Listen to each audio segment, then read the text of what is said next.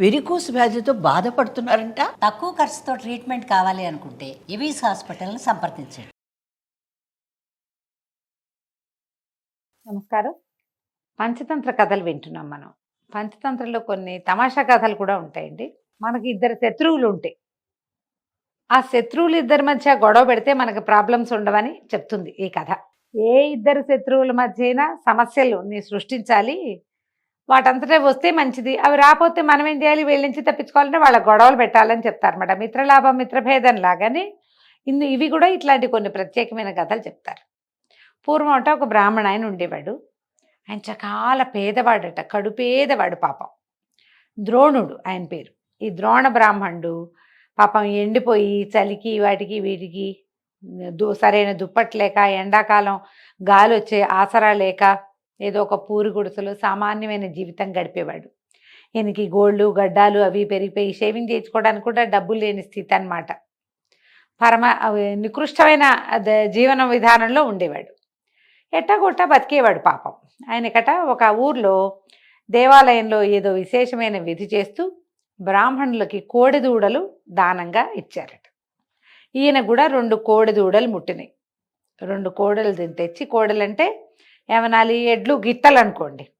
ఈ గిత్త దూడల్ని ఆయన ఎంతో ముద్దుగా పెంచుకున్నాడు. తను తిన్నా తినకపోయినా వాళ్ళని వీళ్ళని అడిగి గడ్డి కాదని నూనె నెయ్యి అవి వేసి పెట్టి, వాటికి ఆ గొడ్లకు నూనె నెయ్యి పెడతారంటే నూనె పెట్టడం అంటే ఏమిటది, మన తెలగపిండి అవి పెడితే నూనె ఉంటుంది కదా, తెలగపిండిలో ఎంతో కొంత ఉంటుంది. వాటి వల్ల నున్నగా ఎదుగుతాయి ఈ గిత్తలు. బాగా మేపేవాడు వాటిని. మేపగా అది బాగా పెద్ద వయసు వచ్చేసరికి ఓ 2 ఏళ్ళు 3 ఏళ్ళు వచ్చేసరికి ఇంతంత ఎత్తున నందీశ్వరులల్లే ఉండి ఎంత బాగుండేవోట. ఆయన చాలా ముద్దుగా చూసుకునేవాడు. ఆయన వాకిట్లో ఓ చిన్న పాకలాంటిది వేసి ఈ 2 గిత్తల్ని అందులోకి తోలి వాటి బీట్లో గడ్డో గాదమో ఏదో వేసేవాడు. అవి తింటూ ఉండేవి పాపం. వాటి ఎదురుకుండా ఉండే గాడు ఉంటుంది కదా, ఘాట్లో వేసేవాడు, తినేవి. అయితే ఏమైందట, ఆ చుట్టుపక్కల ప్రాంతాల్లో ఒక దొంగ ఉండేవాడు. వాడు క్రూరకర్ముడు, వాడి పేరు. ఈ క్రూరకర్ముడు అసలు ఎంత దొంగోవాడు. ఎవరి దగ్గరైనా నున్నటి గొడ్డు గోదా ఉన్నాయంటే వాటిని లాగేదాకా వాడికి తోచేది కాదు. వాడు ఒకనాడు ఈ 2 గిత్తల్ని చూశాడు. అబ్బాబ్బా ఎంత బాగున్నాయి, వీటిని కొట్టేయాలి ఎలాగైనా, ఇవి ఎవరివి అని ఎంక్వైరీ చేశాడు. ఇవి ఒక పేద బ్రాహ్మణుడివి, ఆ ద్రోణుడివి. ఆయనకు చిన్న ఇల్లు వాకిలి ఉన్నాయి. ఆ వాకిట్లో ఒక పాకుంది, 2 నిట్టాళ్ళ పాక. ఆ పాకలో ఈ 2 గిత్తలు ఉంటాయి. ఇవి తెలుసుకున్నాడు. సరే ఏమనుకున్నాడు, ఒకనాటి రాత్రి అర్ధరాత్రి వచ్చి ఈ 2 గిత్తల్ని అపహరిద్దామని బయలుదేరాడు. ఇతను వెళ్తూ ఉంటే వాళ్ళ ఇంటికి దగ్గరలోకి వెళ్ళేసరికల్లా ఈయనకి పెద్ద భయంకరమైన ఆకారము, జిర్ర జుట్టు, బాగా చిర్రగా ఉన్న జుట్టు, కూరలు, మిడిగుడ్లు, పళ్ళన్నీ ఏమిటో విచిత్రంగా ఉండే వంకర టింకర్వి, ఓ పక్కన కొంత గూని కొంత వంకర నడక, కానీ మహాకాయుడుగా ఉండి పరమ భీకరాకారంగా ఉన్నవాడు ఒకడు కనపడ్డాడు. ఈ దొంగవాడు ఆశ్చర్యపడి, క్రూరకర్ముడు ఎవరు మీరు, ఏమిటండి అని అడిగాడు. అడిగితే ఆయన ఏమన్నాడు, నేను ఒక బ్రహ్మరాక్షసుణ్ణి, ప్రాణాధారం, ప్రాణాలే, మనుషుల ప్రాణాలే కావాలి నాకు. అయితే నేను షష్టాహ్న కాలికుడు అంటే ఏమిటంటే 2-3 వేరే లెక్కలు చెప్తారు. రోజు యొక్క 6వ యామంలో భుజించేవాడని ఒక లెక్క.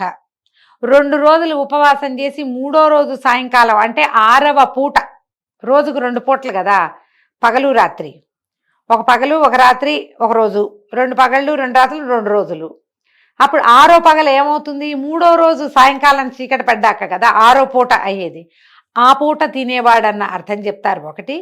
6 రోజులు ఆహారం తినకుండా ఉండి తర్వాత రోజు ఆహారం తినేవాడని చెప్తారు. బహుశా వీడు అతి ఆకలి కలిగిన వాడు. ఈ 6 పూటలో 6 రోజులు లేదా 6వ యామంలోనూ తినే ఒక లెక్క కలిగిన వాడిని. ఇక్కడ ఈ ముందున్నటువంటి ఈ గొడ్ల సావిడికి అవతల ఉన్న పూరిపాకలో నివాసం ఉంటున్న ఒక బకచిక్కిన బ్రాహ్మణ్ణి తినడానికి పోబోతున్నాను నాయన అని చెప్పాడు. ఈ దొంగ అన్నాడు, అబ్బో బలి వెళ్తున్నారండి మీరు, ఆయన దగ్గర 2 బ్రహ్మాండమైన కోడెద్దుల జత ఉంది. ఆ కోడెడ్లని నేను దొంగతనం చేయటానికి వెళ్తున్నాను, పదండి మరిద్దరం కలిసి వెళ్దాం, అక్కడంతా సద్దుమడిగాక తెచ్చుకుందాం, మీది మీరు తెచ్చుకోండి, నాది నేను తెచ్చుకుంటానన్నాడు. ఈ దొంగవాడు బ్రహ్మరాక్షసుడు ఇద్దరు కలిసి నడవటం మొదలుపెట్టారు. వీళ్ళిద్దరూ వెళ్ళి ఇంటికి సమూహంలో నుంచున్నారు. నుంచుంటే ఏమైంది, జనాలు ఎంత సద్దుమణిపోయింది, ఎక్కడ ఏమి చీమ చిటుక్కుమన్నా కూడా వినపడేంత నిశ్శబ్దం అలముకుంది. బ్రహ్మరాక్షసుడు అన్నాడు, అబ్బాయి నీ పని నువ్వు చేసుకో, నేను పోయి బ్రాహ్మణ్ణి తింటాను అని లోపలికి వెళ్ళేసరిగా వెళ్తుంటే దొంగవాడు అన్నాడు, అయ్యో అదేంటండి అట్లా తొందరపడతారు, మీరు ఇప్పుడు బ్రాహ్మణాయన్ని తినే సమయంలో ఏమైనా గొడవ అయింది, ఎవరైనా నలుగురు చేరారంటే నాకు గొడ్లు దొక్కకుండా పోతాయండి కోడెద్దులు, కాబట్టి అట్లా కాదు, నేను ముందు ఆవుల్ని ఈ ఎడ్లను తీసుకుపోతా, ఈ కోడెద్దుల్ని తీసుకుపోయాక అప్పుడు మీరు బ్రాహ్మణ్ణి తిందురుగాని అనగానే బ్రహ్మరాక్షసుడు అన్నాడు, అట్లా కాదు, నువ్వు తీసుకెళ్లేటప్పుడు ఏదైనా శబ్దమై బ్రాహ్మడికి మెలకు వచ్చేస్తే కష్టము, అతను నిద్రపోతున్నప్పుడే నేను ఈజీగా తినగలుగుతాను, లేదా వాడు చేసే రచ్చకి వాడు పెట్టే చావు కేకలకి చుట్టుపక్కల జనం అంతా చేరతారు, నాకు అది కుదరదు, కాబట్టి ఇట్ట కాదన్నారు. వాడు ఒప్పుకోలే, అతను ఒప్పుకోలే. బ్రహ్మరాక్షసుడు పోటాడుతున్నాడు, దొంగవాడు పోటాడుతున్నాడు, ఇద్దరు కలిసి చెడామడా పోటాడేసుకున్నారు. పోటాడుకుంటుంటే ఈ మాటలకి ఆ బ్రాహ్మణాయనికి ద్రోణుడికి మెలకు వచ్చింది. ఈ ఘాట్లో ఇక్కడ లోపల ఉన్నాయి కదా ఈ మన పాకలో ఉన్నటువంటి ఎడ్లకు కూడా మనిషి పొలకువా ఏదో వేరే తెలిసి అవి కూడా బుసకొట్టడం మొదలుపెట్టినాయి, ఎవరు వస్తున్నారు తమ దగ్గరికని. వీటి ఎడ్ల బుసలకి ఈ వినపడుతున్న గలభాకి బ్రాహ్మణాయన లేచి బయటకు వచ్చి ఎవరు అనగానే దొంగ అన్నాడు, ఓ బాపనాయన, ఈయనెవడో బ్రహ్మరాక్షసుడు, నేను తినడానికి ఇక్కడ నుంచున్నాడు, వీడి కూరలు మిడిగుడ్లు చూసుకో అన్నాడు. అనగానే బ్రహ్మరాక్షసుడు, నేనేనా తక్కువ తిన్నదని, ఓ బ్రాహ్మడా నీకు తెలుసో లేదో, వీడు ఒక దొంగ, వీడి పేరు క్రూరకర్ముడు, వీడు నీ రెండెడ్లని ఎత్తుపోవడానికి వచ్చాడు అని కేకబెట్టేసరికల్లా వెంటనే ఆయనకు అర్థమైపోయింది, బ్రాహ్మడు పాపం బక్కచిక్కి ఉన్నాడు కానీ ఆయన మంచి మంత్రం అది గాయత్రి అనుష్ఠానం ఉంది. ఆయన వెంటనే తన ఇష్టదైవమైన నరసింహస్వామిని తలుచుకుని స్తోత్రం చేస్తూ ఆ పక్కన ఘాట్లో ఉన్నటువంటి ఓ ఇంత లాఠీకరణ ఒక దాన్ని పుచ్చుకుని పరిగెత్తుకుంటూ వచ్చాడు. ఈ స్తోత్రం హడావిడికి బ్రహ్మరాక్షసుడు అయ్యో బావో ఒళ్ళంతా మండిపోతుందో అని పరిగెత్తాడు. బ్రాహ్మణ ఆయన పరిగెత్తుకొచ్చి చేతిలో ఇంత లాఠీకర్ర పెట్టాడు, పట్టుకున్నాడుగా, చితకుడేశాడు దొంగని.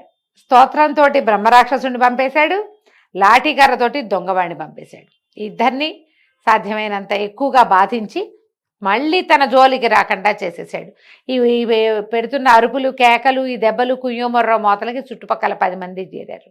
ఎప్పుడైతే బ్రాహ్మడు నృసింహకరావలంబ స్తోత్రం చదువుతున్నాడో చుట్టుపక్కల 5-6 చదవటం మొదలుపెట్టారు. ఎందుకంటే ఈ బ్రహ్మరాక్షసుడు ఇక్కడ ఉన్నాడు అనుకో, ఈ ప్రాంతానికి వచ్చే అలవాటు ఉంటే ఇవాళ కాకపోతే రేపొద్దున మనలో ఎవరి కోసమైనా వస్తాడు, వాడిని రానివ్వకుండా చేయాలంటే ఇది ఒక దిగ్బంధనం చేసేయాలని ఇంకా కొంతమంది తలా ఒక కర్ర తీసుకుని దొంగని చావచీత కొట్టి వదిలిపెట్టారు. వాడు ఇంకా ప్రాంతానికి రావడానికి భయపడేటట్టుగా అయిపోయి కాళ్ళు వీళ్ళు ఈడ్చుకుంటూ ఎట్లాగోట్లా దేవుడా రావడా అని పరిగెట్టుకుంటూ వెళ్ళిపోయాడు. ఇప్పుడు చూడండి, బ్రాహ్మణ్ణి తినడానికి వచ్చిన రాక్షసుడు ఎడ్లను ఎత్తుకుపోవడానికి కాడెద్దుల్ని ఎత్తుకుపోవడం కోసం వచ్చిన దొంగవాడు, వాళ్ళిద్దరూ మొదట స్నేహంగానే ఉన్నారు, తర్వాత వాళ్ళిద్దరూ ఒకళ్ళకొకళ్ళ శత్రువులు అయ్యారు. వాళ్ళిద్దరూ కొట్టుకోవటం వల్ల బ్రాహ్మడికి ఆయన ఎడ్లకి కూడా ప్రమాదం తప్పింది.